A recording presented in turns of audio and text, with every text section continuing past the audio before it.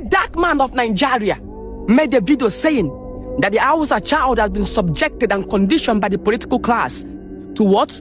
Abject poverty. Very dark man of Nigeria also stated and said that the Hausa child has been made not to be good at anything but to be alamajiri, beggars begging in the street.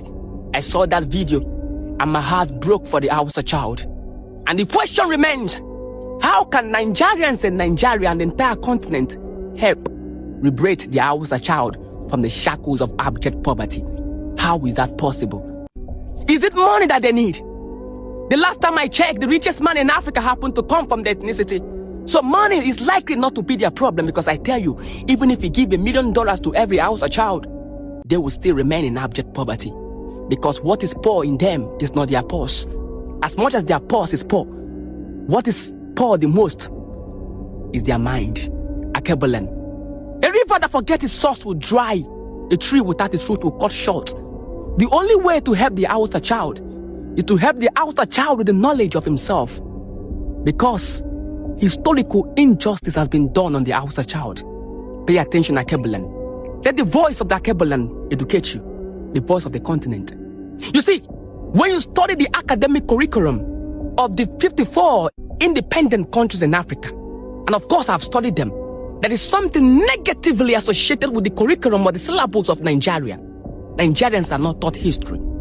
They are taught government at most. But then when a teacher is teaching government in Nigeria, and they want to teach you the pre-colonial days of Nigeria, do you know what the teacher does? According to the textbook, the teacher identified the Igbo child and taught the Igbo child the pre-colonial days of the Igbo. The Igbo child is being taught about the Umuada, the Ezemo, the age grade. The Igbo child is being taught about the Aba women protest. The Igbo child is being taught about the Ekumeku movement. The Igbo child is taught about the knowledge of himself before colonization. What about the Yorubas? The Yorubas are being taught about the pre-colonial days. They are being taught about their laughing, about the Ogbeniko fraternity, about the Oyomesi. The Yorubas are being taught about the Ora Onaka Kamfo. They are being taught about the Oyo Empire and how uniquely they were alongside the Igbos, how unique they were. Other tribes are being taught. But when you come to the Hausa child, the teacher will not teach you whom the Hausa child were independently. They will teach you the pre-colonial days of the Hausas and Fulani, telling you that the Hausa child cannot be educated independently of who he was before the Fulanis. Pay attention.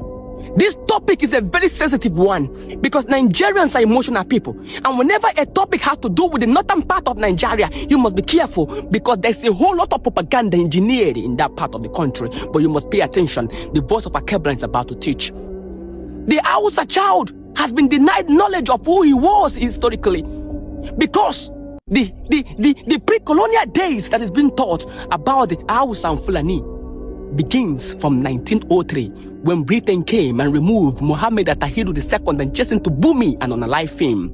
That is not the history of the Hausa child. If you must empower the Hausa child, you must empower him with knowledge of who he was before 1804 and 1808. Who was he before jihad? Who was the Hausa child before jihad? Teach him the names of his states. Teach him the names of his kingdom. Teach him his food. Teach him his identity. Let him know that his ancestors were not mediocres. The Hausa child must be taught and be made to understand that his ancestors were not beggars. His ancestors were not alamajiris. They were not with plates everywhere shouting Babi Allah. No. Let them know that the Hausa child, that they were kings and warriors. The Hausa child must be taught historically who he was before 1804. Let him know that his ancestors had a long history of trading spice and gold in a long distance of the Sahara Desert. Let him know that they were warriors. Let him know they were good in agriculture. Let him know that they were kings. And they were called Sarikin. And then teach him about the Sarikin Gobe. Teach him about the Sarikin Kano, the Sarikin Castina, the Sarikin Kano, the Sarikin Zazu. Teach him about his legend Bagajia. Teach him about the Yangfa. Teach him about Amina Wars. Teach him about his identity. The Hausa child must be made to understand that his ancestors were better than what he is today. he must be made to understand. Teach him not just 1903, but teach him 1804 and teach him 1808. But the academic curriculum will never do that. The educationalists in your countries will not do that because they fear of what the Hausa child will become if being empowered with the knowledge of himself. And because the Hausa child have not been empowered with knowledge of himself, he cannot grow. Because he cannot grow beyond who you are.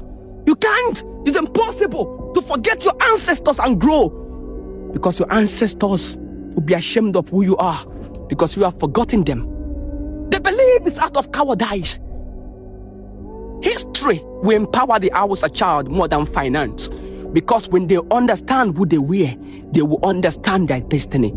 Akebulan, how many Hausa children know about the Akawara campaign of 1808? How many Hausa child know about the Battle of Kafetong Patu of 1804? How many of them knows about this? How many?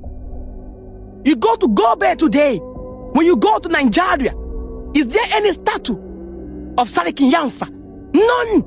None. So how would the people remember themselves? When they look at the water, what do they see? Did they see progress or did they see defeat? That is why they are going to be used. That is why they are going to be used, because they lack the knowledge of themselves. They lack the history of themselves because no one has taught them. No one has taught them. So all they see is a man with a plate begging. They don't see leadership. They don't see kinship. They don't see loyalty. They don't see prestige. They don't see honor. All they see is begging and poverty because they lack knowledge of themselves. Akebulan, a man who do not know where the rain start beating him will never know where his body dried up. If you want to help the Hausa child, you must empower him with knowledge. And a man tried. Your former president, Goodluck Ebele Jonathan, built schools for the Alamajiri. But the mischievous political elite among them who do not want them to have the knowledge of themselves fought and kicked against Alamajiri schools because the Hausa child must be made ignorant. He must be made ignorant. He must not be allowed to acquire knowledge because knowledge makes a man unfit to be a slave. But when you talk about this, people think you're a promoter of negative ethnicity. They say, oh, town crier, you want to divide the Hausa Fulani. Never!